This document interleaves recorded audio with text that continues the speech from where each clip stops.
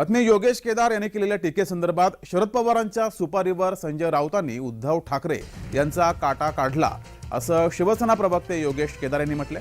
शिवसेना प्रवक्ता योगेश केदार यांनी हा गंभीर आरोप केलाय।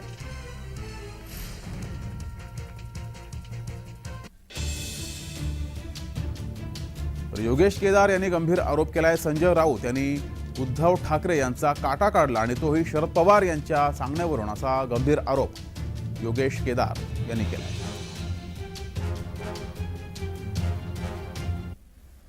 संजय राऊत म्हणाले की नरेंद्र मोदी आणि अमित शहांच्या सभेला माणसं भाड्याने आणावं लागत आहेत, पण स्वतः संजय राऊत हे शरद पवार साहेबांच्या भाड्याने, राहुल गांधीच्या भाड्यावर जगणारे संजय राऊत, काँग्रेसच्या भाड्यावर जगणारे संजय राऊत हे उद्धव ठाकरेंचा काटा काढण्यासाठी पूर्णतः यशस्वी होत आहेत।